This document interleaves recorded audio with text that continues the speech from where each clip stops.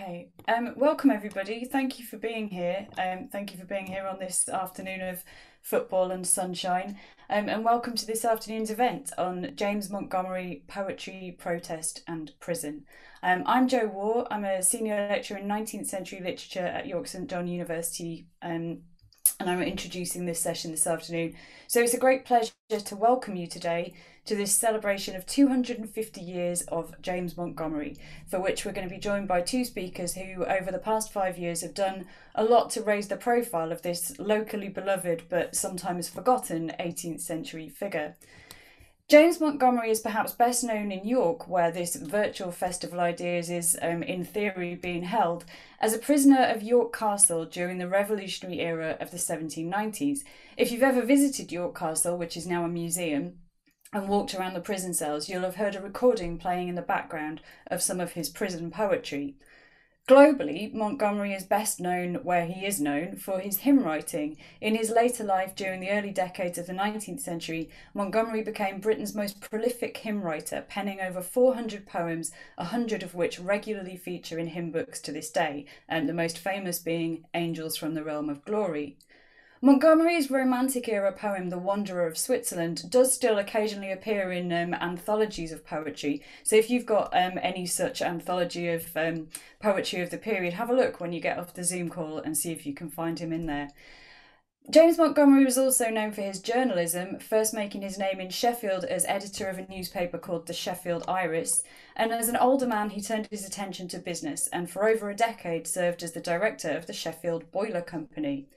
During this time, he also founded the Sheffield Literary and Philosophical Society, sat on the board of the newly founded Sheffield Infirmary, and raised vast sums of money to open Sunday schools and nonconformist churches across Sheffield. And he was also a vocal campaigner for the abolition of slavery, a champion of young chimney sweeps, and a defender of workers' rights. So when he died, a citywide funeral in Sheffield was held in his honour, which included the erection of a life-size bronze statue paid for by the people of Sheffield, which can still be found today outside the Sheffield Cathedral. So this event is to mark 250 years of James Montgomery, and we're going to hear from two speakers, each of whom are going to talk about different aspects of Montgomery's life and works. After the presentations, we'll open it up to you, the audience, for questions and reflect on James Montgomery's life and legacy. So if you have a question as the session goes on, please do pop it in the Q&A box and we'll work through those after the talks. Our speakers today are Dr. Hamish Mathison of the University of Sheffield and my colleague Dr. Adam James Smith of York St John University. And both started researching the work of James Montgomery in 2016 on an AHRC culture engagement project titled Sheffield, Print, Protest and Poetry. The project was directed by Hamish and Adam was the postdoctoral research fellow. It culminated in a volume of protest poetry printed in Montgomery's newspaper titled Poetry, Conspiracy and Radicalism in Sheffield, which is still available to buy from the publisher Spirit Duplicator. Hamish and Adam also produced a digital version of the anthology, accompanied by a 3-part podcast and an audio collection of the poems being read aloud, which you can find if you want to Google the words Sheffield, Print, Protest, Poetry. So as I said, if you have any questions during the presentation, please put them in the Q&A chat box and we'll get through those in a discussion at the end. Please also be aware that this session, like all festival sessions, is being recorded. You can see transcripts by clicking live transcript at the bottom of your screen, or you can get rid of the live transcript by doing the same. So our speakers this afternoon, and I'm going to ask that they hand over to one another, so we'll all join back together at the end. So our first speaker, Dr. Hamish Mathison, joins us from the School of English at Sheffield University, where he researches, among other things, early newspaper history, print culture and patriotic sentiment in 18th century Britain. And I will introduce Adam as well, who is going to be speaking after Hamish.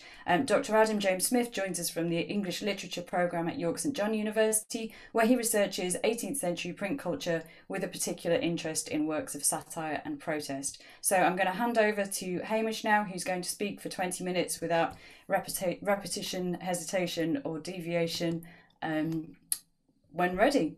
Thank you.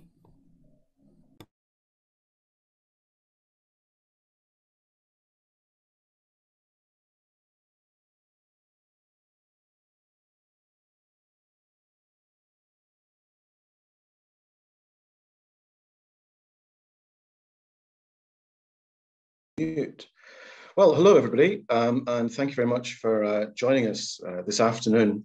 I've got a bunch of slides in which what I want to do is to think about how James Montgomery lives the life of a man in the Romantic period whose capacity to unite media, the newspaper, with poetry and high literary culture is absolutely not unique. And I suppose my overarching point is this, and I want to get my football anecdote out of the way first. Apparently there's a football game on, and I want to suggest that the lived experience of people who made and consumed culture in the late 18th and early 19th century, what we call the Romantic period, that lived experience is not the rarefied atmosphere of William Wordsworth or Lord Byron, or in political terms, Edmund Burke or Thomas Paine. If you want to read the systematic radicalism of Thomas Paine, go to Thomas Paine, don't turn to James Montgomery. If you want to read a thesis on the future of poetry, don't turn to James Montgomery, turn to Wordsworth's preface to Lyrical Ballads. James Montgomery is in the trenches. He's a newspaper proprietor, a businessman. He's also a poet. He's also, as Adam will say, a political prisoner. He's a radical, but he's also a radical in this world. And here's the football catch. I suppose that our lived experience of football, for most people, involves five-a-side or Sunday league or PE lessons. Our lived experience of football isn't the rarefied atmosphere of the Premiership or of the European Championship. What we're looking at here is radicalism as lived. It's romanticism as lived. And that's really the thrust of what I'm about today. I'm going to have a little think about the origins of the newspaper and where Montgomery comes from as a newspaper proprietor, as a newspaper editor, somebody who writes poetry, who writes verse for newspapers. I'm going to think about where that newspaper idiom, if you want, comes from. And I'll look at some poetry. I'm then going to move on to Montgomery as a creator of a literary moment, as somebody who contributes towards romanticism in the 1790s onwards. And I'm going to do that by thinking about a little bit of his prose. And hopefully I'm going to suggest over the course of the next 15 or 20 minutes that Montgomery is absolutely contributing to a kind of world that we're still living in and dealing with, a post-romantic world. I think that's his contribution to the history of ideas. Okay, let's make a wee start in these slides. He says famously, trying to make the slides move.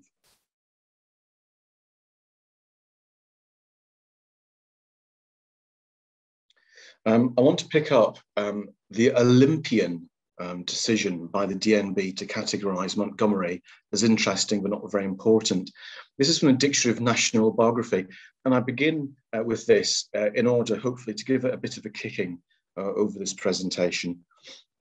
The Dictionary of National Biography says, overrated in his lifetime as a poet, which is hardly true. Byron thought he was marvellous.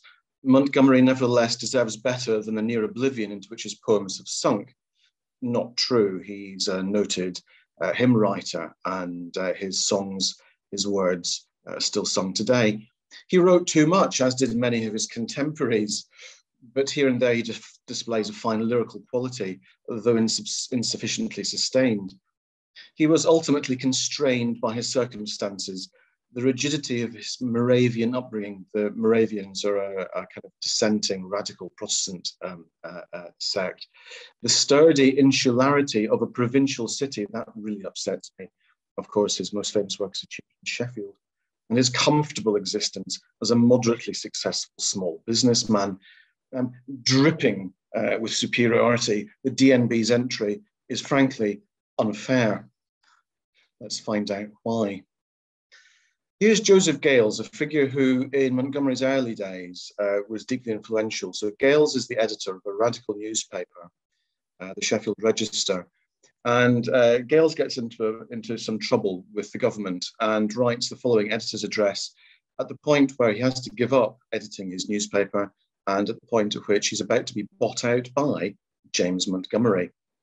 Gales says, "It is in these persecuting days a sufficient crime to have printed a newspaper which has so boldly dared to doubt the infallibility of ministers and to investigate the justice and policy of their measures." What Gales is getting at is that publishing newspapers in the 18th century is a fraught business. There's an old-fashioned view of how news works in its inception, in the invention of the newspaper story. That news is created centrally in London and moves out in a kind of radial way, like spokes on a bicycle, to the provinces. And in that model, which I think we can challenge, but in that model, the problem for government in the centre is managing what happens to news and to opinion and to the challenging of infallibility once that news has reached the provinces. What Gales does in Sheffield and with the Sheffield Register is to change the authority of the governmental voice as it issues decrees, diktats, and policies from London, and begins to think about the impact of government policy on regions. Gales gets into a lot of trouble, flees to America, and hands the paper over to James Montgomery. James Montgomery, in turn, picks it up and calls it the Iris, which we'll see in a second. But I want to take you in a very quick dive back into where the newspaper comes from. The newspaper is a new phenomenon in the 18th century. It is an unusual thing. It is to the 18th century as perhaps Twitter or Instagram or Parler might be to us today. It's a form that's still shaking itself down, the boundaries of which haven't been settled. But crucially, and I suppose this must be my main point, what the form does is allow the public expression, the public and popular expression of religious and political sentiment to collide. And that's why I've got 4 bullet points which are marked out by politics and religion. The English Civil Wars, the execution of Charles I in 1649, are religion made political. The American Revolution, again, is an attempt in politics to assert a regional self-definition. The French Revolution, in its attack upon the clerical, is politics and religion at odds with each other. And the French Revolutionary Wars, in which Britain participates in order to suppress the effect of the French Revolution, discourses of liberty, equality, and fraternity, those revolutionary wars, again, remain as much about religion as they do about politics. That nexus of religion and politics, for me, comes to define the work of James Montgomery as a newspaper proprietor, editor, and crucially, as a poet and contributor to the milieu of Romanticism. So James Montgomery has deep taproots in his thinking and in his practice, deep taproots back into the 17th century, back into the time of change of civil war, and through a series of revolutions which impact and inflect his writing. Very briefly, I want to pop back into an example here from 1680 of politics and religion being in the same place in a newspaper. This is the first edition of the Edinburgh Gazette, or a little extract from it, from 1680. And this is all about the hanging of treasonous and irreligious people. They likewise avowed a prodigious and treasonable covenant found with that accursed traitor Cargill, one of their most seditious field preachers, wherein they declared the king a usurper and the devil's vice-regent, and that the laws and acts of Parliament were invasions and encroachments upon Jesus Christ. Monsters, bloody villains, sacrilegious murderers, cannibals, they were hanged upon a high gibbet, and Potter and Stuart's heads chopped off to be affixed upon the west port of the city. An overreaction, perhaps we might think in 2021, to a little bit of field preaching, but nonetheless, there at the ground floor of the newspaper's existence in the late 17th century, religion and politics, the king and the devil are all as one, in one mix. And I think that one of the things that Montgomery is very acutely able to do is to combine the political and the religious, as we will see in some poetry in a second. So Montgomery inherits the Sheffield Register from Joseph Gales, who's fled to America, and it becomes, as a newspaper, the Iris, or Sheffield Advertiser for the Northern Counties. In many ways, the Iris under Montgomery looks like a modern newspaper. As you can see, it has a masthead, it has a time and a place of publication. It's divided into columns. And crucially, like the modern newspaper, what keeps it afloat isn't the cover price, but rather the advertisements. And that's important. Advertisements are important because advertisers will only place material in your paper if it's going to make money. Therefore, what you say in your paper has to sell, has to resonate with the audience. Part of that resonance for Montgomery was the creation and maintenance of Poetry Corner, as Adam and me call it, the repository of genius, as it was known at the time, a place for poetry to be brought from the private musings of Sheffield's citizens into a public realm. Here's a poem that's quite typical of the repository of genius, Poetry Corner. Here's a poem brought, in other words, to the public by James Montgomery. Lines in the transportation of Messrs. Palmer and Muir to Botany Bay. Thomas Muir and Thomas Palmer were Scottish radicals who, along with some English radicals, faced a show trial and then transportation. Said Thomas, who in social chat with other politicians sat, since by all parties 'tis agreed that of reform we're in much need, nay, that the nation falls without, why do our statesmen keep a rout against those who strive to gain the prize which all men view with longing eyes? To me, who've heard it much discussed, the matter really seems unjust that those who toil for reformation, as coupled with the state's salvation, should from their relatives and home be sent o'er distant seas to roam. I rather think that pensioned knaves, the elite, the politicians, placemen, and all the venal slaves that throng the purlieus of a court of boisterous winds and waves, the sport, far from the land on which they prey, should seek a sitter in Thief Bay. Why, Tom, what whim has seized thy brain? But cause, my friend, is very plain. Many will preach reform, 'tis true, but yet us real friends are few, reference to the Society of Friends. Of such we wisely rid the notion by ordering them for transportation. And this effect makes no great pother, the vessel's small, expense not heavy, but if we wish to send the other, in other words, the placemen and the politicians, if we were to transport the elite, the conservative voices that seek to repress our liberty, if we put all the politicians in transport, then, gadzooks, where shall we find a navy? The point is clear, I think, in this poem, that Montgomery is willing to use his newspaper to establish a sense of them and us. We, the people, we, the regional people, stand in opposition to the diktats of state and of politicians and of executive. This is the forming of a powerful and radical local identity. The invocation to war, again from the Iris in 1795, treads similar ground. O war, thou demon most accursed, be gone, O haste thee from Albion's sea genteel, nor longer spend thy venomed arrows here, hence is some clime more friendly to thy nature, where thou mayst be received with loud acclaims and rank the foremost in their catalogue.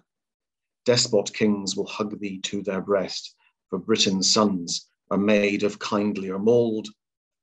An aspirational thought given our continuing war with the French.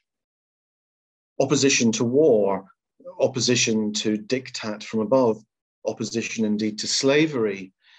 These mark out Poetry Corner, the repository of genius. These mark out the entry into the public order of everyday voices, the voices cast in poetry of everyday labouring class people. If that's an example of Montgomery editing in poetry to his newspaper, I want to turn now to a little example of Montgomery reaching for deep taproots in satirical prose as he assembles a collection in 1798 called The Whisperer, or Tales and Speculations. Montgomery assumes the title or the name of Gabriel Silvertongue. In doing this, he's looking back to two of the most famous magazines of the early 18th century, The Tatler and The Spectator, maintained by Addison and Steele.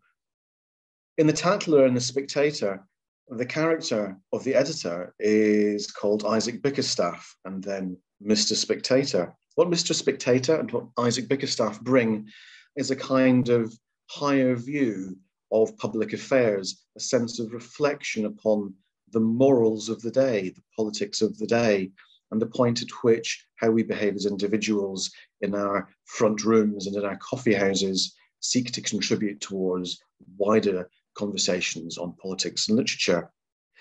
Well, Montgomery reaches back through the century in the figure of Gabriel Silvertongue and replicates the actions of Mr. Spectator and Isaac Bickerstaff.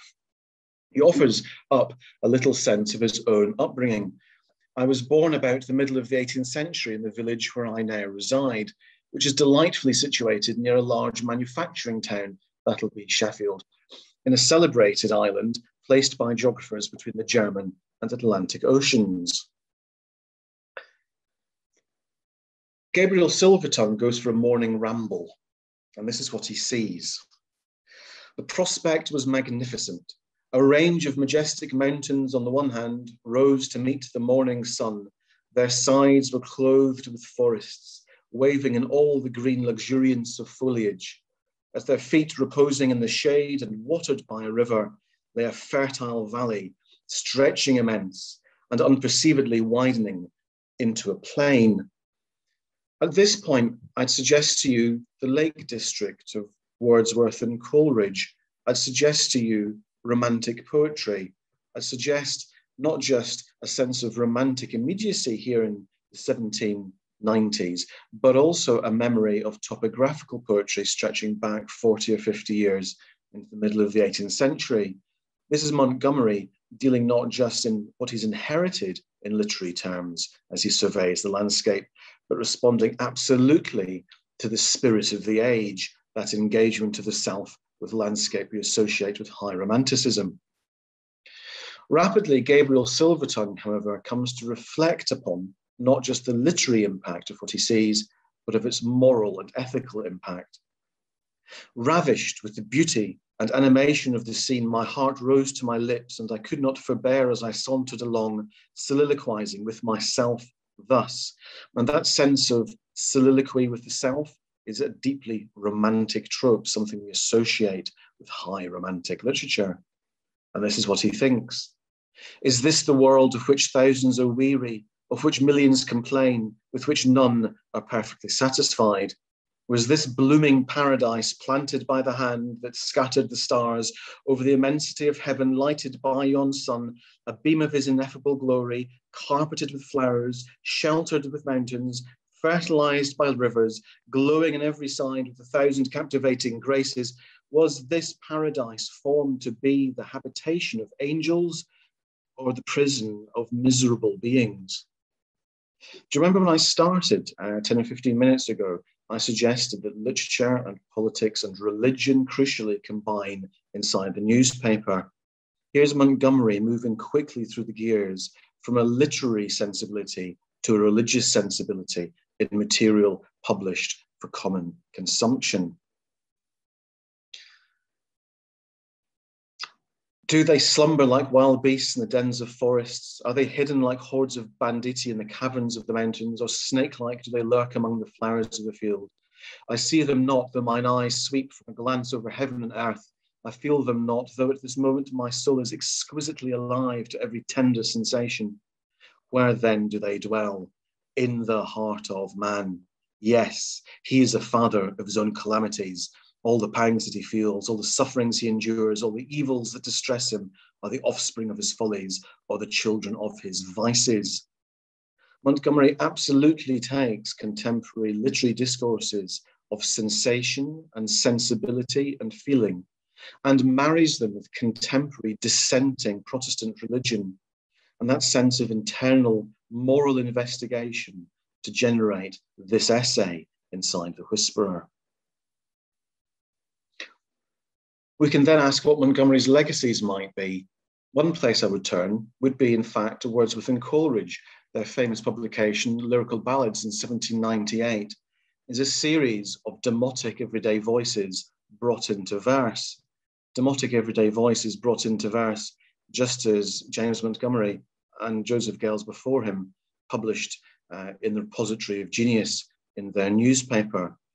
These highfalutin literary voices inside Lyrical Ballads have their feet firmly planted in terrain ploughed by James Montgomery. And Montgomery, although I began by suggesting might not be the systematic rebel we find in Thomas Paine, is certainly a figure of inspiration for those that follow. Shelley, in the Ode to the West Wind, written as a response to the Peterloo massacre of 1819, pleads with the wind to make him his lyre, even as the forest is. What if my leaves are falling like its own? The tumult of thy mighty harmonies will take from both a deep autumnal tone, sweet though in sadness. Be thou spirit fierce, my spirit, be thou me, impetuous one. The atheist Shelley captures that sense we saw in Montgomery of the union of the ineffable and inexpressible with the everyday and the political. Montgomery, the religious radical, inspires Shelley, the atheist political radical, in turn. Ultimately, what I want to suggest James Montgomery's legacy is, in terms of the history of ideas, is the offering up of a new and lived sensibility, a romantic sensibility that combined faith and politics and crucially popular culture in the form of a newspaper. A new romantic sensibility expressed in new media. I think we live in a post-romantic world, and in so doing, we owe a considerable debt to the work of James Montgomery. Thus endeth my sermon. Let me hand over to my colleague, Adam Smith.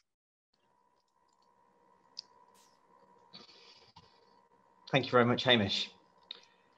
I'll just try and share my PowerPoint now. This worked in the demo session, but it didn't work in my anxiety dream last night. But let's see if, hey, you can see that, can't you, Hamish? Everyone can see that, all right? I can see that just fine, Adam. Thank you very much. Good, I am reassured, excellent. Well, thank you very much, Hamish, and welcome to this presentation. So I've called this, I'd Rather Suffer Than Deserve, 250 James Montgomery, and that's quite I suppose, a slightly depressing quote to use as my title. This is from one of his prison poems, and it's the prison poems that I want to mostly talk about today. But I think it's quite an interesting sentiment. In the full context of that quote, he's saying 10,000 deaths in every nerve I'd rather suffer than deserve. So he'd rather suffer, immense torture and pain and imprisonment than actually deserve any of those things, which is a sentiment that I think we'll see it a few times today in various pieces of his work. So here's a couple of texts to keep track of as we go through the presentation today. I'm mostly going to talk about his York prison poems. He was in York Castle Prison between 1795 and 1796 for material that was allegedly printed in the newspapers. Whilst he was in prison, he produced a set of poems which were later anthologized as a text called Prison Amusements. And I am interested in this text today, so I want to suggest that I want to suggest that the York Castle Prison poems, Prison Amusements, are an interesting moment in his career where you can see his earlier protest poetry and the sort of romanticism he's better known for by critics later in the 19th century. You can see them all at work in Prison Amusements. The Wanderer of Switzerland is a poem that came out in 1806, and this was more firmly in the romantic camp. And then there's a third text that I'm not going to talk too much about today, but it's just an interesting text to think about when you think about his legacies and the kinds of dynamics that I want to be suggesting were in play. So these are his memoirs at the bottom there, Memoirs of the Life and Writings of James Montgomery. These were published a year after his death, and they were attributed to two people. One was John Holland, the man who over the Iris after Montgomery stepped down, and James Everett, a close friend and fellow member of the Sheffield Literary and Philosophical Society. Now, this isn't a traditional biography, but instead it presents various snippets of narration by Holland and Everett, which link together a vast body of collected materials, which include letters, prefaces, poems, proems, essays, editorials, and even testimonials from people that Montgomery knew. Where, you might be wondering, did all of this material come from? Well, Montgomery actually spent his whole life not only writing much of it, but collecting and collating it. And he started from a very young age. There are diaries and poems here that he wrote when he was 13 years old. He spent his whole life archiving himself and arguably using the various media that he participated in to publicly plot and narrate his life as it happened. And a key episode in his life that he comes back to time and time again is the volume of poetry penned in York Castle Prison. As I've mentioned, this is the volume that I mostly want to think about this afternoon, because I think it represents a key moment of transition and transformation for both Montgomery's work and reputation. So this collection, I think, synthesizes the overtly political poetry that Montgomery was writing and overseeing in the Register, in the Sheffield Register, and in the Sheffield Iris. I think it synthesizes that stuff with the romantic, paying an attention to landscape and imagination, as interested in the relationship between the human and nature as the citizen and the state, traits which defined his later works. Although, as Hamish has just suggested, they're traits that were in play earlier as well. This collection, I think, The Prison Amusements, devotes a lot of time to the sentimental, like his later work, but it also often features discernible goals related to specific political ambitions, more like some of the pragmatic protest poetry he produced in his earlier career. This collection, Prison Amusements, was the first that Montgomery collected and published as a separate volume, as a book, as a collection of poems.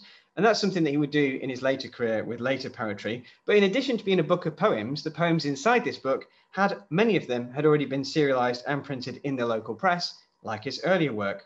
And as you'll see later, some of these poems are surprisingly radical in their condemnation of a British judicial system that Montgomery believes to have utterly failed.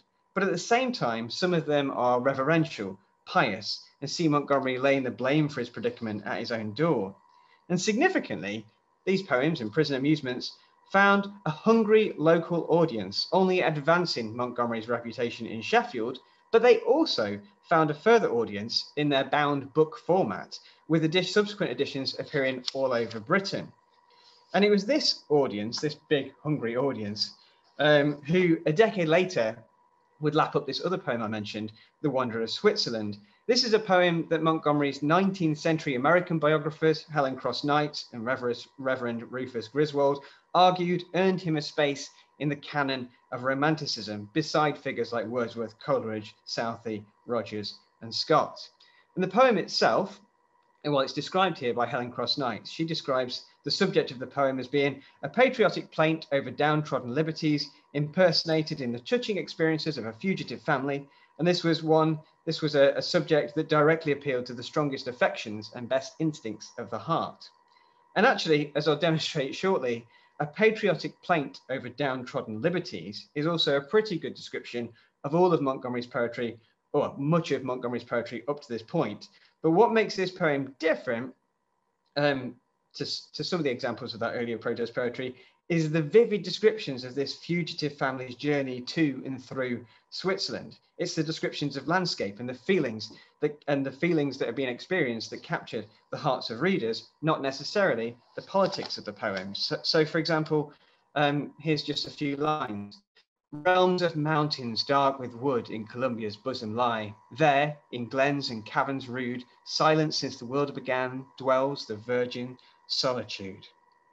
So it's quite different from some of the stuff that you might find in the pages of the Register and the Iris. And soon after the poem appeared, James Montgomery received a letter from one William Wordsworth, which said, "From the time I first read your Wanderer of Switzerland, I have felt a lively interest in your destiny as a poet." So as you're probably beginning to sense at this point, Montgomery's 1806 poem, The Wanderer of Switzerland, was a really big deal for Montgomery. Its publication represents a key moment in an otherwise eclectic career where he seemed to most to be more romantic than not. To see how he got from poems like The Invocation of War, although that did also, we've seen, have proto-romantic credentials, to getting fan mails from one of the biggest names in Romanticism, you just need to take a closer look, I think, at what's going on inside Prison Amusements. So James Montgomery was thrown in prison for two things. One, there was a poem that was printed that was considered treasonous, seditious, and libelous. He managed to prove in his trial that not only that he didn't write the poem, he possibly didn't print it, but certainly it wasn't about the thing that they said it was about, which was the war with France, but he was still put in prison. And then a few months after that, he was arrested again for reporting an altercation between some militia and some protesters and again was sent to York Castle Prison. So it was Montgomery's writing, and in one instance, at least his association with poetry, that saw him thrown into York Castle Prison in 1795. When Montgomery was eventually convicted, it's unlikely that it would have come as a surprise to many of the Sheffield Irish's regular readers, since the countdown to the trial and his imprisonment started a long time before Montgomery was finally sentenced. In fact, almost a year before. It was a huge deal in the paper, accompanied by letters and addresses protesting on Montgomery's behalf. Within days of the trial, adverts began to appear for signed copies of Montgomery's own account of the trial. I'll just say that again to let that settle in. Before the trial happened, as soon as news of the trial spread, adverts started to appear in Montgomery's own newspaper for Montgomery's own account of the trial, which he was being tried, hadn't happened yet. Circumstances were tragic, but Montgomery had at least managed to monetize events as an invigorating multimedia experience for his regular Irish readers. In the pages of the Sheffield Iris, he cuts a noble figure, steeled against his circumstances and prepared to weather the storm. But in his private letters, he is less confident, clearly concerned, afraid even, as he wrote to his friend Joseph Aston before the trial. "I assure you, I have York Castle wedged in my head, and for the life of me, I cannot get it out again. Indeed, my upper story is so full of it that there is scarce room for anything else to breathe. No matter, when things are so bad with me, I comfort myself that they are no worse. I am accused of having wickedly, maliciously, and seditiously attempted to overrun the king and constitution by force of arms, and with what? A halfpenny song, a song I haven't even seen. A song written by Mr. Scott of Dromore, written 2 years ago and already printed in the Northern Star, the Morning Chronicle, and the Sheffield Register. A song that could not have been written in support of the present war with France, being as it was written 8 years before that war even commenced." So all of this was presented before a jury in Doncaster, who, upon hearing of James Montgomery's friendship with known radical and fugitive Joseph Gales, described that he probably was out to propagate distrust and dissatisfaction with the government. Finding him guilty, they sentenced him to York Castle Prison for 3 months. Upon arrival, Montgomery soon received a letter from one of the Iris's most vocal supporters, a Sheffield woman who signed her letter simply Celia. She understood better than most that putting James Montgomery in prison was the worst thing that you could do to him, being as he was a man who enjoyed the company of others more than anything else in the world. She ended her letter with this question. How could this justice system have doomed you to languish in the silence and solitude of a prison, a stranger to social joys and pleasure, which, if I'm not greatly deceived, nature has formed you well disposed both to participate in and to promote? Upon receiving this letter, Montgomery, depressed and disillusioned, suddenly felt inspired. Picking up his pen, had the idea of writing a reply to Celia in the form of a poem that he could actually send to the Iris for consideration for publication. And it was published. Now, I won't read the whole thing because I actually find it pretty insipid, but here's the end. It goes, "Your beautiful letter replete with modesty, elegance, ease, soft graces, how seldom they meet, and oh, when they meet, how they please. The charms of a delicate mind so fair in this mirror are shown. One fault and only I find, dear Celia, why are thy unknown?" Fortunately, my distaste wasn't shared by the readers of Montgomery's paper, who it seems were thrilled to hear from him. The paper flooded with letters encouraging more of his prison poetry, and Montgomery was only too happy to oblige. To the best of our knowledge, Montgomery never did find out the true identity of the admiring Celia, and I personally suspect she didn't exist. But he had found a way of communicating with regular readers, even from the confines of his cell here in York. And he continued writing these poems, and readers continued responding, sending in declarations of support and solidarity, willing him to endure his confinement so that he could return to them and continue to helm the mighty Sheffield Iris. Starved of company, other than the absent presence of hundreds of regular readers, the majority of Montgomery's poems see him finding society in the objects and animals around him, prompting the emergence of two very romantic themes. And I mean that in the sense of the Wordsworth romantic, not the Celia romantic. And those two themes are nature and the imagination. So looking around for company, Montgomery first addresses a Robin Redbreast. "Welcome, pretty little stranger. Welcome to my lone retreat. Here, secure from every danger, hop about and chirp and eat. Robin, how I envy thee, happy child of liberty." Lovely stuff. Then later, a nightingale, a captive nightingale, no less. And the vivid image of a bird tied to a post trying to fly away actually becomes a not especially subtle motif throughout all of this collection. Nocturnal silence reigning, a nightingale began in his cold cage complaining of cruel, cruel man. Then, when there are no birds, he begins addressing celestial bodies like an evening star, hail resplendent star, brightly beaming from afar, fairest gem of purest light in the diadem of night, and even moonlight. Gentle moon, a captive calls, gentle moon, awake, arise, gild the prison's solemn walls, gild the tears that drown his eyes. But my favourite one, though, is Soliloquy of a Water Wagtail on the walls of York Castle Prison. So the conceit of this poem is that Montgomery sat one day looking at the walls of the prison when a water wagtail lands on the wall that he's looking at and begins to sing a song. And the poem is him imagining what this bird is singing. What is this bird saying? So it begins, on the wall that guards my prison, swelling big with little pride, brisk and merry as the season, I a feathered coxcomb spied, when the little hopping elf gaily thus amused himself. And then from then on, it goes on for quite a long time. Each stanza is the things that this bird is saying. So as you can see here, the first thing it says is, hear your sovereign's proclamation, all good subjects, young and old, in the Lord, I'm the Lord of creation. I, a water wagtail bold, all around and all you see, all the world was made for me. And the bird goes on, saying about how it's the center of all reality. Until eventually the bird stops singing and goes to fly away. And this is how the poem ends. Here the pretty prattler ending spread his wings to soar away, but a cruel hawk descending pounced him up, a helpless prey. Couldst thou not, poor wagtail, see that the hawk was made for thee? So yes, all the reality was made for him, including the predator that ultimately plucked him out of the sky. So it's a poem about pride coming before a fall, and I think we're invited to recognise the similarities between the wagtail and Montgomery's own predicament, who maybe pushed the envelope too far in the iris and is now in prison. But there are a few things in this poem that are certainly reminiscent of the poems that Hamish and I collected in Poetry, Conspiracy and Radicalism. So there's an interest in voice, there's experimentations with the dramatic monologue, Montgomery imagining himself into a different subject position and using that voice to tell the poem. There's an emphasis on analogy over allegory. And there's games with, what we might call volta, the idea of a turn or a twist at the end of the poem. So there's a lot of Montgomery's past, I think, in that particular poem. But the poem which is perhaps most affecting, which gives the most grueling description of life in York Castle Prison and offers insight into the extent to which this experience perhaps damaged Montgomery's faith in truth and justice, was actually never published in the pages of the Sheffield Iris, but was instead written originally privately to his friend, Joseph Aston. And I won't read all of this poem out because it is huge and it does go on a bit.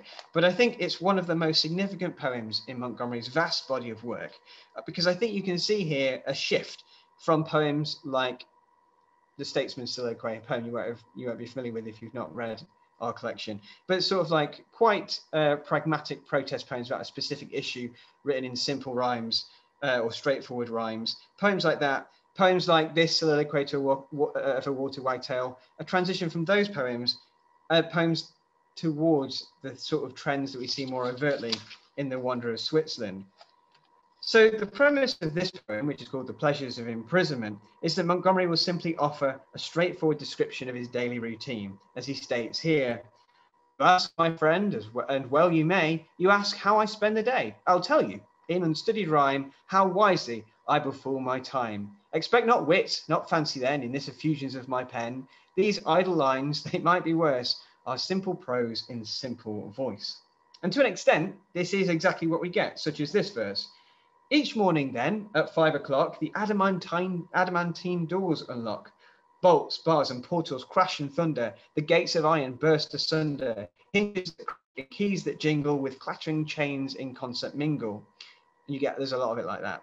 But fascinatingly, Montgomery spends more time discussing inner space than he does the confines of the prison. So he spends a lot of time thinking about the realms that he creates and explores in his own mind and what he sees to be the mechanics of his own imagination. Montgomery explains that with his quill in his hand, he can go anywhere he wants in his mind.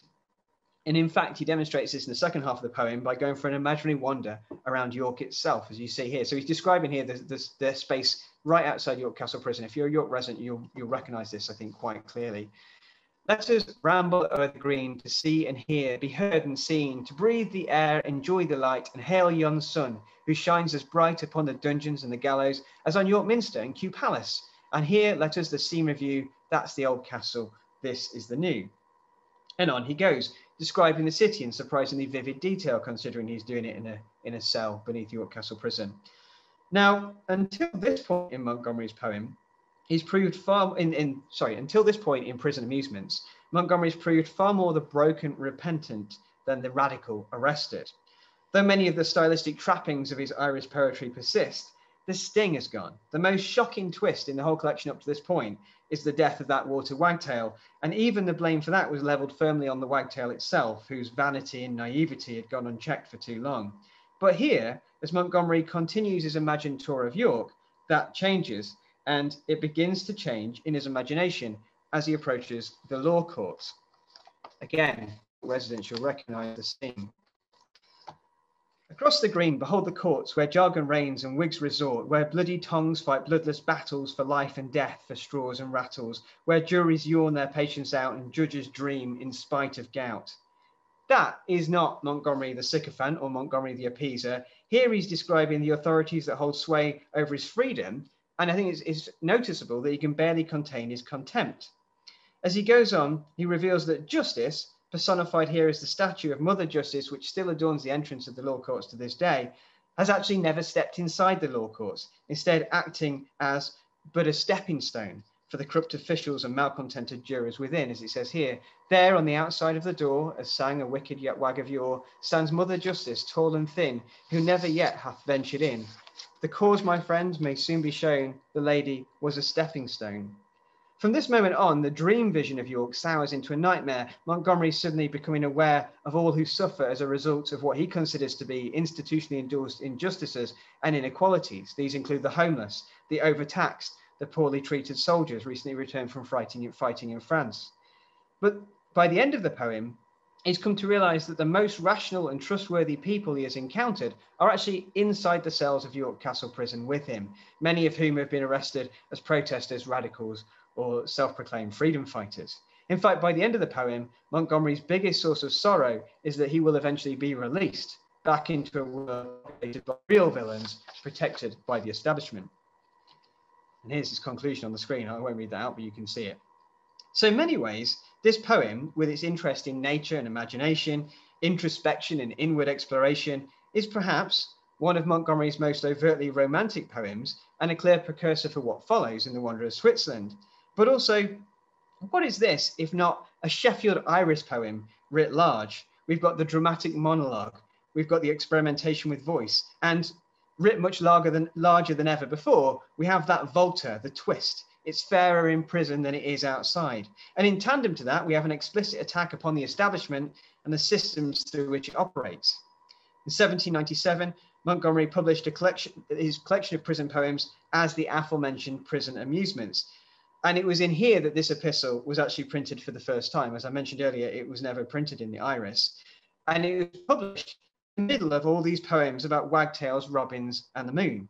And this collection did very well, appearing in multiple volumes with specific reprints ordered in London and Edinburgh. For the first time, Montgomery's Dame made it out of Sheffield, and it was well received and arguably laid the groundwork for much of what followed. And the volume proved very useful for Montgomery himself as well. In the first instance, it opened up an audience for him outside of Sheffield, for whom the work was an ideal introduction to the poet that he wanted to be. And in later life, in his various collected works, he could position Prison Amusements as his earliest poetry. As an older gentleman and ultimately an establishment figure, he's happy for his earliest work, the protest poetry of the Register and the Iris, to be quietly forgotten. And in his memoirs, where he does briefly acknowledge the radical origins of his poems, Prison Amusements is used to signify a kind of redemption, becoming almost a moment of rebirth for him, cleansing him of his earlier reputation and his associations with vocal critics of the government, such as Joseph Gales. Born again and redeemed, I should say, he then moves straight on to his success as a hymn writer. York Castle Prison becoming a kind of road to Damascus, providing a chance for him to reboot himself as the Christian poet mourned on this epitaph. An epitaph you can go and see outside Sheffield Cathedral today, where you'll see this man who was once thrown in prison for allegedly printing treasonous poetry is remembered first and foremost as the Christian poet, the patriot, and the philanthropist. So yes, as a young man, he was thrown into prison for conspiracy against the government, for treason against his country, but he's remembered here remarkably as a patriot. Thanks very much for listening. That is the end of my presentation. I'll hand back to you now, Joe. Hello. All right, thanks both. Those were two really fascinating talks.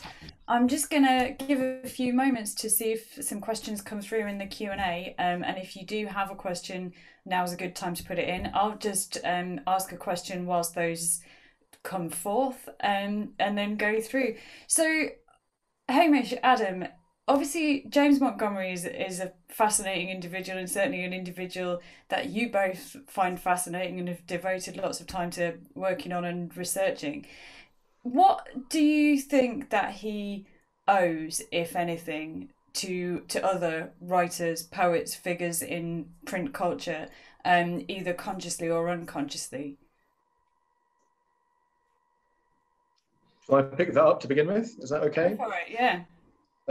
Let me. That's a very good question, and I think that James Montgomery doesn't come down in a shower of rain. He's incredibly well read, and he moves to Leeds as a kid to further his Moravian training, and despite the fact that his education is oriented towards faith, he reads incredibly widely. He's somebody absolutely steeped in the literary culture of the longer 18th century. And I'll give you a quick example of that. And this is just based on something Adam was saying.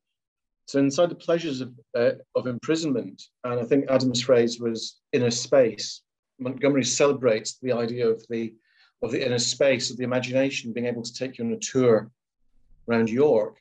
Now that in part, for me, speaks to a kind of wider interest in 18th century topographical poetry, so poetry about setting, not just landscape.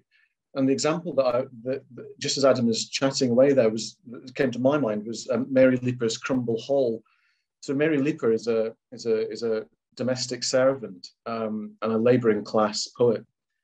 And one of the things that Leaper does in her poem, which is about the place she works, which is fashioned as Crumble Hall, is to take you on a very similar journey around different rooms inside the building. And as she does that, she's able to give rein to her imagination. So what you might imagine to be something that's a constraint, the labouring class woman inside the place of work, actually becomes empowering. And by the power of imagination, she's able to take you on a tour. So I think in Montgomery's poem, in the Pleasures of Imprisonment, there's something not dissimilar happening, that he's looking back at 18th century writing about space, geography, setting, and the marriage of that with the ideas of poetic inspiration and imagination. So Montgomery's somebody that's absolutely well read in the poetry of the 18th century, and that's partly where he's coming from. I don't know if Adam agrees with that. I do. I agree entirely with that. I mean, when I read Montgomery's stuff, particularly the stuff around the newspaper, it reminds me of earlier 18th century in terms of its form and its content. So the more overtly satirical stuff. I mean, for example, the poem I was just talking about, Epistle to a Friend, where he's describing his walk around York, it reminds me very much of John Gay's Trivia. There's sort of very, like, as he goes around and describes York, and he becomes a sort of flaneur figure as he wanders around York and thinks about the problems and issues and stuff. There's times when, it reminds me of a lot of early 18th century stuff. But I don't know, something that I wonder about often is that because James Montgomery is particularly well read in early 18th century literature, or is it something to do with the medium? Is it, if you're writing a newspaper, if you're a newspaper editor and you've got an audience and you're responding to local issues, is this the kind of thing that you produce? Is it sort of, so it's led more by form than familiarity with intertext? But that isn't that. If I can jump in there, I think that's really important.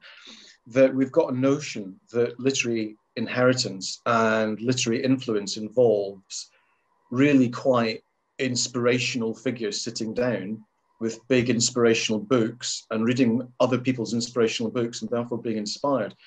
And the point that you're making is that that's not how it happens. And that's certainly not how it happens for most people. What you're actually doing is responding to what you see in a newspaper, in Poetry Corner.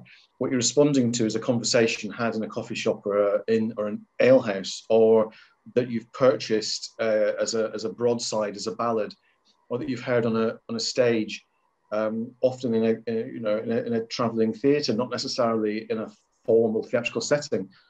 So that kind of background radiation of literary inheritance is something that I think you're absolutely right. It's coming through Montgomery, and that his role as a proprietor and poet places him absolutely at that nexus of that boundary where high literary culture becomes publicly meaningful. It's where literature jumps out of the elite library and into everyday public discourse. That's really interesting. Thank you both. I'm not going to reply for too long because there are some questions coming in. But yeah, I think that idea of you kind of, even if not consciously, sort of write in the form that you're writing in, and therefore are going to be drawing on all kinds of other people who've written in similar form. And the first question in the chat is kind of connected to that in some ways. Not in terms of print culture, but in terms of romanticism. So the question is, hello, Hamish and Adam. I was wondering if you consider Montgomery a romantic poet or a poet who disguises political criticism with romanticism. So I don't know which of you wants to take that on first. Romantic poet or sneaky political critic drawing on romantic tropes to express that? I mean, I think if I quickly go first in this, I mean, I think it's easy to make a Venn diagram of Montgomery as life, as I just did for the purposes of that presentation, and sort of say, well, this is where he's being political, this is where he's being romantic, this is where he's being a hymn writer. But that is quite artificial. And I think Hamish's paper teased this out. When you actually look at the stuff, it's all of the stuff all of the time. Even a lot of his hymns have kind of a political impetus, and it's true of a lot of romantic poetry, isn't it? It's not like Shelley doesn't sit down one day and go, right, today I'm going to write a classically romantic poem, but today I'm going to write a politically romantic poem. It's well, he perhaps does, but I don't feel that I didn't feel that was what was happening, when I was reading Prometheus Unbound. But yeah, so I don't. When he writes Wanderer of Switzerland, for example, I think he wanted to write a patriotic play. The sort of crescendo of that poem is he's sort of saying, "Hark, step aside, here comes freedom," and I think that's what he was doing. But absolutely, the romantic elements of that poem are part of that. So I don't think Montgomery was disambiguating, and I think to his detriment. I think if he had disambiguated more, he might have been a more mainstream romantic hit than when he wrote some of his later poems, like, for example, a collection called Thoughts on Wheels, where every poem is about a different tyrannical wheel in society. Didn't really find an audience.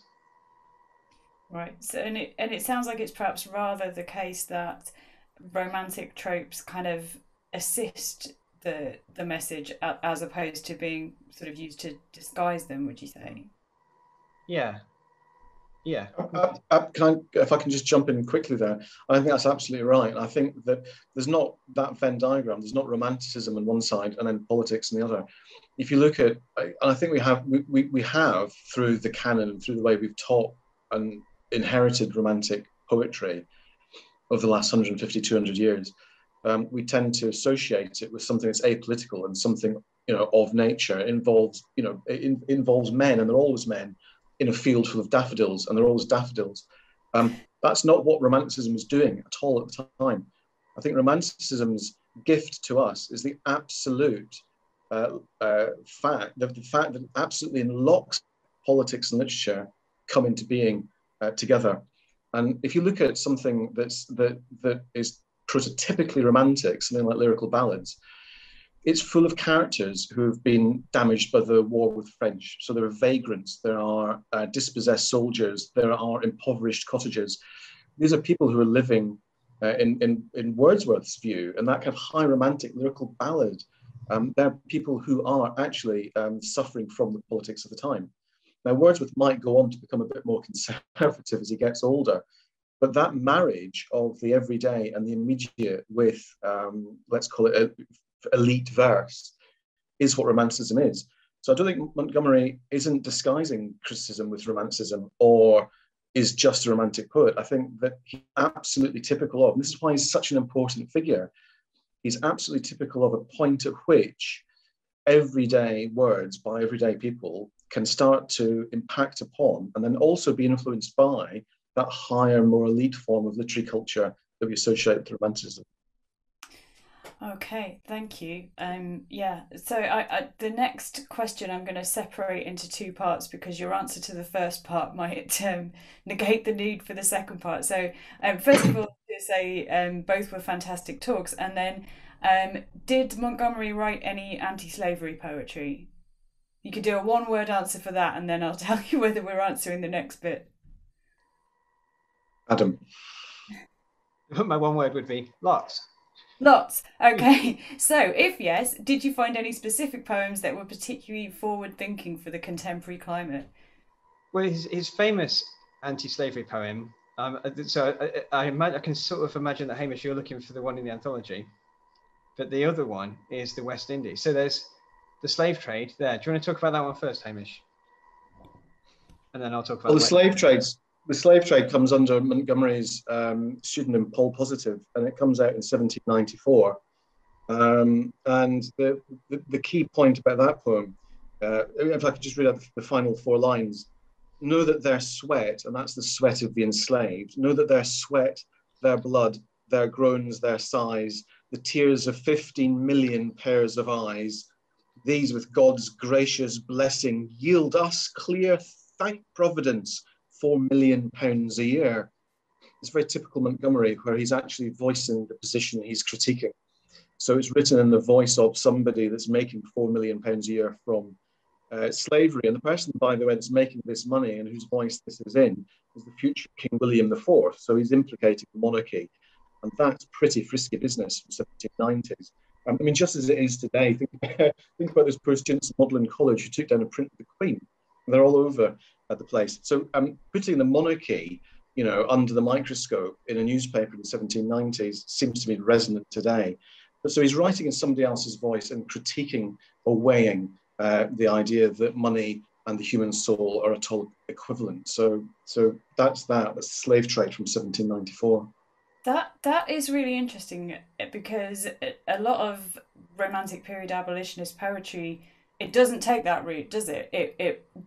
Thinking of kind of the poems where they were kind of in a rather cringe-making way affect to speak from the perspective of the enslaved African, for example, and then try and sort of nudge the reader to think, yes, this isn't a very Christian way to behave, and perhaps slaves are also humans, and just kind of try and gently guide you there. But it sounds like his approach is far more direct and adversarial and challenging in there.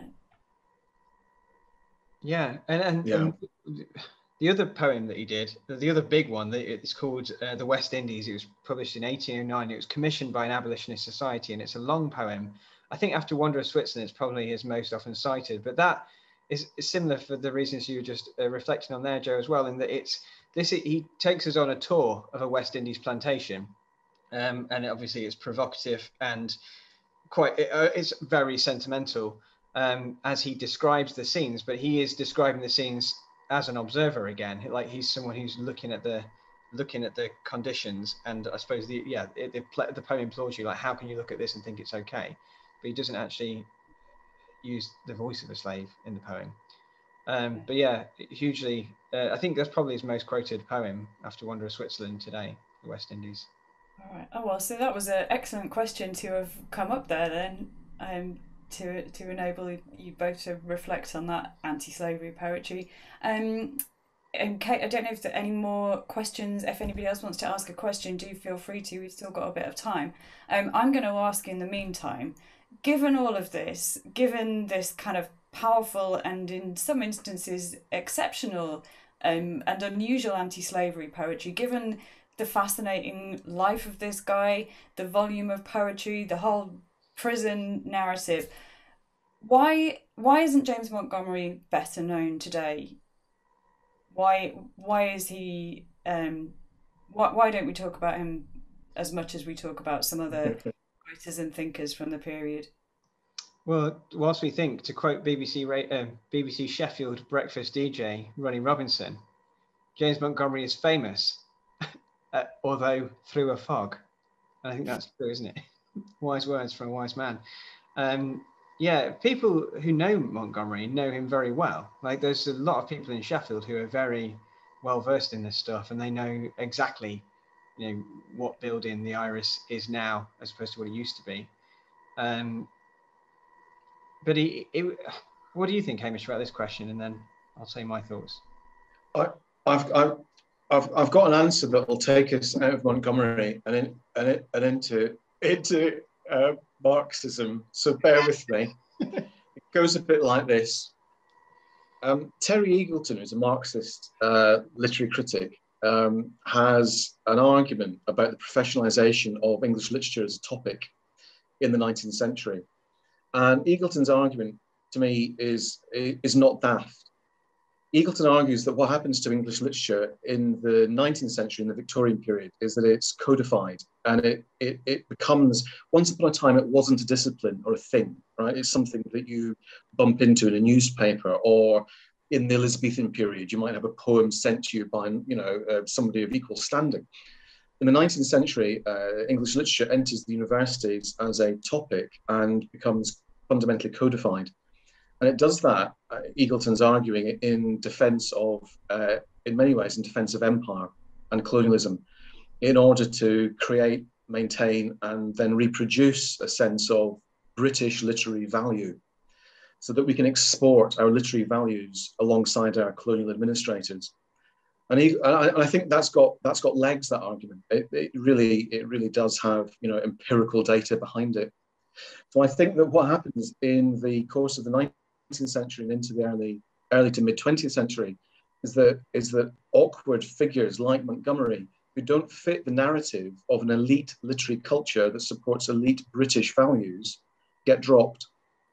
And that's when we see, I mentioned Mary Leaper, that's when we see labouring class voices and labouring class women, such as Mary Leaper, dropping out of history. We see James Montgomery with his increasingly awkward views dropping out of literary history and being replaced by people who are perceived to be more acceptable.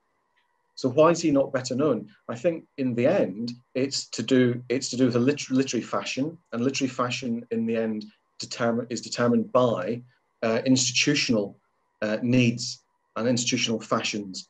So what you choose to teach and what you choose to celebrate is desperately important at school, at university. And through the course of the 19th century, there is increasingly less space for figures like Montgomery. Right, that's fascinating. So, I mean, it's doubly damned in a way, isn't it? Because it can't be put to the service of empire building, but it also, I suppose, is a victim of that Victorian and then also early 20th century idea of that literature should be, or good literature should be, timeless, whatever that means, that it kind of stands for all time in the great tradition. Yeah. And then when you've got Montgomery doing all kinds of immediate and specific things and engaging with immediate and specific moments, he perhaps drops off the edge for both of those reasons. Adam, does that sound right to you? Is there anything you'd want to add about that? No, I think that's I absolutely agree with that. I mean, I should really just do a paper about Thoughts on Wheels, because I keep coming back to it. But this is a collection that I've mentioned earlier, which really, I think Montgomery wrote in one of his letters that he felt like he'd done tremendous damage to his own reputation with this poem, because people had really enjoyed Wanderer of Switzerland. This set of poems came out, it wasn't what they expected. Most of the collection he wrote in one of his letters was inspired by an argument he had with someone who was frustrated that he wouldn't sell lottery tickets in his newspaper anymore. And I guess it's that. And in response to that, he then had to write this collection of poems that are about why he doesn't like the lottery, and then publish that as his second collection. And I guess just picking up on what you were saying there, Joe, there's a lot in Thoughts on Wheels that is really interesting and fun to read, and I think is worthy of study. But yeah, it's the immediacy of it, I think. And not only the immediacy of it, like it was inspired by an argument he had with a guy in his print shop, but also the geographic specificity of it. It was to do with his newspaper in Sheffield, which does make it difficult to find a broader audience, in addition to, yeah, which I think perhaps exacerbates or at least intersects with some of the, what you were saying, Hamish. That reminds me of one of Hamish's earlier slides, the Dictionary of National Biography entry about him. What was it? He lived in some inconsequential provincial town. So perhaps if you'd lived in London, we might hear more. Okay. So the tricky question, but obviously James Montgomery sadly no longer with us. In any capacity or several capacities that you've talked about in relation to James Montgomery, are there any figures today or in recent memory who you think are kind of broadly Montgomery equivalents or remind you of James Montgomery? And is there a Montgomery of our time? I mean, you two must both kind of look at the media and the news and sometimes sort of make comparisons and parallels with your friend James Montgomery, or does that just are there just no such figures? I suppose. Is it? I'm sorry, John. I just lost you for a second there. That's my internet. Are you saying? Were you asking? Is there anybody today who's a bit like Montgomery? Yeah. Can I share my age and suggest? I used to love. I never understood why it was there. But I used to love the Pam Ayres bit on that Esther Ranson show in the 1970s. Doggerel on screen, but you know. Isn't there a persistence of popular poetry that isn't elite, and we find that in book clubs and in the public libraries that are under threat these days. That if you want to go and find Montgomery, you don't go to a literary award. What you do is you find somebody who has the guts to stand up in a pub and read something of their own composition out that somebody's willing to share. In a small group of friends at a reading group, or even pop online. But that sense of the devolution of poetry is something that Montgomery is part of, and that we still have today, thankfully. Right. So yeah, I mean, and Pam Ayres still pops up, doesn't she? She's still around and doing some poetry. That is not what I was expecting either of you to say, but that's a really compelling. I'll look at Pam Ayres differently from now on. Adam, anybody that you? Well, yeah, I was going to say, we wouldn't see them immediately, would we? We'd have to find them. Although I have once likened James Montgomery to Chumbawamba, because of the way the Wonder of Switzerland was a stratospheric hit for him. And then when he went on to write more poems, people hated them. They didn't realize that actually Wonder of Switzerland was the exception to the rule, much like the song Tub Thumping. Right, yeah, okay. And they also did the, did they pour water or punch Gordon Brown or something? Just a bit of like political. Okay, so anyone who's a one-hit wonder or just Chumbawamba? Well, it's there's a specificity to it, because it's not that he's a one-hit wonder, it's that he's produced a lot of material, but it's that the one-hit wonder is so exceptional in the broader body of work. So, yeah. So, like go on. Like R.E.M's Shiny Happy People. Yeah, I believe that. Yeah. Okay. How are we doing for time? We got about quarter of an hour left. If I may, or England winning a trophy in 1966. I say that as a Scotsman. If we're talking one-hit wonders. Cool. Yeah. All right. That's maybe a more apt comparison. So what's next? What else do you two have planned in terms of Montgomery related projects and ongoing work? Well, I think we're hoping to bring a conference together of like-minded Montgomery. I'm not sure how to put this. Montgomery Easters in spring 22, it's obviously been very difficult this past 18 months, isn't it? And it's such a shame that we're not meeting in person, but over a screen. But, you know, a lot depends, I suppose, on how things go. But all being well, by spring 22, there'll be space to actually meet up in person. And hopefully we can take this collaboration further and arrange some kind of conference and see where that takes us. Adam? Yeah, that and very, I mean, I don't want everyone to get too excited about this. Very, very early tentative ideas, but I've been speaking to a man called Warren Fern, who works at York St John University and is involved in virtual reality and augmented reality and 3D events that happen in the internet. And yeah, well, one early idea that we were kicking around before the pandemic happened was to do an event that had all different, that took place in all of the different places to Montgomery's life. So Sheffield, York, Irvine, Ayrshire, where he's from, and sort of have a live element in each place and use the internet to beam from one to the other. But actually, speaking to Warren, he suggested we could do it in virtual reality. So we'd have virtual reality versions of 3D environment replications of these key locations in Montgomery's life, but as they were in the 18th century, or an approximation of it. And then the event would be a lecture where Hamish and I would walk around those spaces. You could watch it on your computer screen. And yeah, so it'd be a virtual reality lecture. Like I say, early plans, but that's my big dream. I think by Montgomery 500, that might be up and running. So watch this space. Montgomery 500. Amazing. Okay. So I think that's all of the questions that are in the Q&A. So we'll perhaps wrap up there if everybody's happy to. Thank you to everybody for being here. As I say, it's a hot afternoon and the football is or was on, and particularly, of course, thanks to Adam and Hamish, and for the questions that came in and for your responses to them.